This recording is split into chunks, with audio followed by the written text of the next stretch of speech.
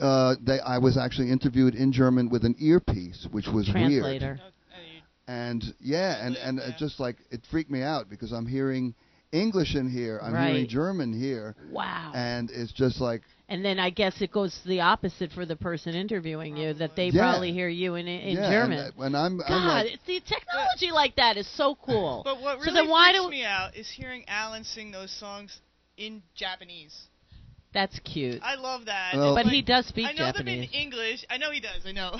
But it's like he sings them in Japanese. I'm like, they're on the internet, and it's like Sands of Time is in English and Japanese, and Automatic Pilot in English and Japanese. I have 2 versions of it. It's so cool. That's fun.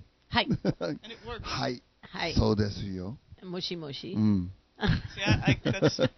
I'm done. And the show I did in January in Tokyo has just been edited, and it's going to be on air soon. That's so cool. It's a 90-minute special. He's got like a whole other life. I know. Well, I have a whole life outside of the United States. Right. Outside of New York. Well, he told me like the first time or something. He's like, did you ever hear people say I'm big in Japan? I really am big in Japan. Yeah, but I was the first to be big in Japan. That's so he was cool. like a model in Japan. Yeah, I started out as he should be. It was just a coincidence. I just happened to be there, and That's how it happened. And I was walking down the street.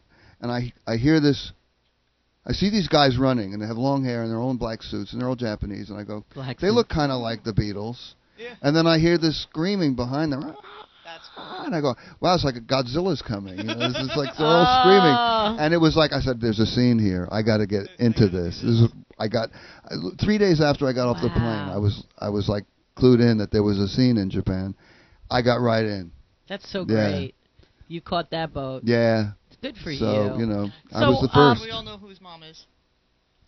My mother's Alan Merrill, jazz singer. Yes. Had to get that in there. Yeah. Had to get that What, are you doing anything for Mother's Day?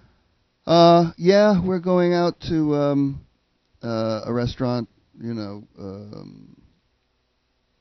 know where we're going to go. It depends, up to her. Right, exactly. It's always the big question. I mean, it's only I have a couple Manhattan, of like ideas, 8 million restaurants, and whenever you're like, where should we go? It's like your mind goes freaking dead. Yeah, well, I know where I usually take her, but I don't think she wants to go this time. It's just a block away from her, and you can sit outside and have mimosas and stuff. Aww. Mimosas with Mom on Mother's Day in May. Legendary Helen Merrill. She just got back from Japan. Actually, she did 2 weeks at the Blue Note. And, wow, good for her. Yeah. And she's going to Israel in November. She's going to do some concerts over there. Wow. And more Christmas shows in Tokyo. So wow, good for her. Still very active. That's amazing. It bodes well for me. Long jeans. There you go. Sorry. That's fine. So you feel like sharing a skeleton with us today? We already did that. I know, but you're back again. Let's see. I have a morgue. I think you've got quite I have a whole morgue. Yeah, tell a good one. Oh boy, you're gonna put me on the spot now. Of course. Skeletons. For the candy, I know. I'm trying to think of a good one. It could be one. Okay. No, this isn't. Well, yeah. Okay. I was in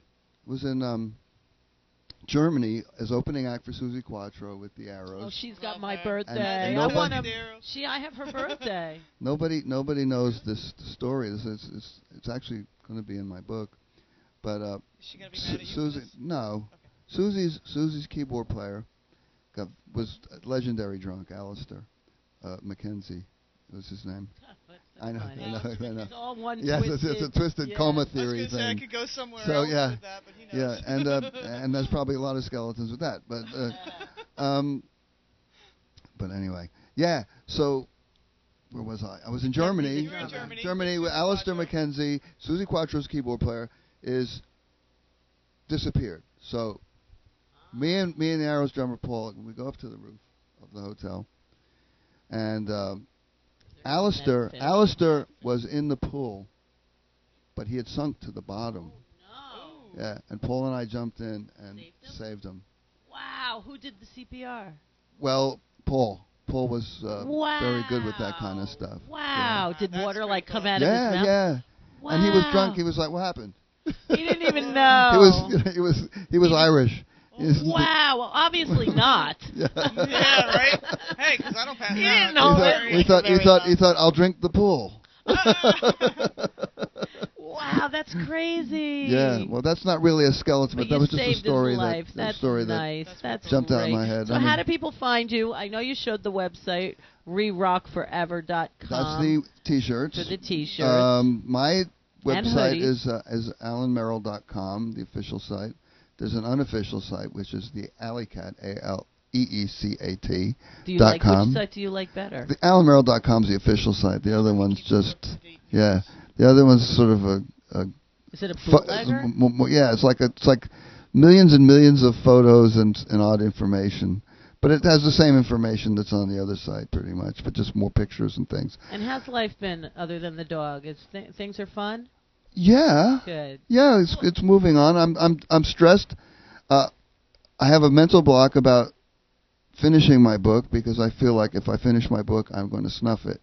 It's like the end of life. So hell no, it's just part one. That's what everybody. So I'm working on this with my therapist. You leave it as a cliffhanger. Yes, it's got to be chapter 1 of life, and then you go on to the next phase. Alan, did you ever tell her who your cousin was?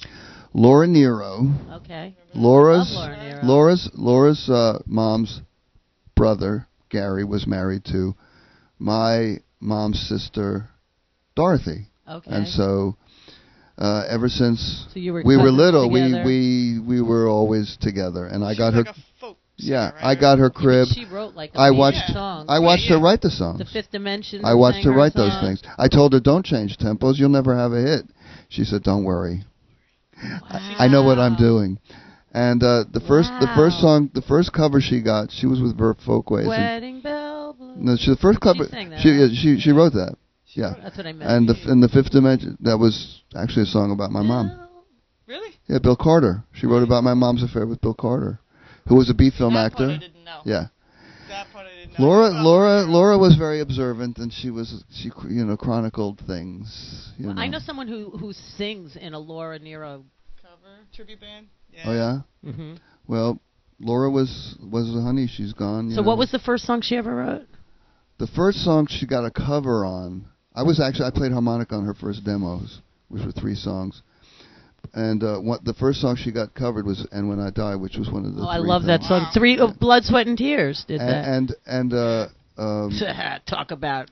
right. See, we know stuff. I can name that tune, but she never got the credit she deserved. No. That's the thing. But she As a did, but singer. she didn't. But See, she I read- did. Well, this I read all was the liner notes, so I know the this was a names. Verve Folkways syndrome because Tim Hardin had the same thing.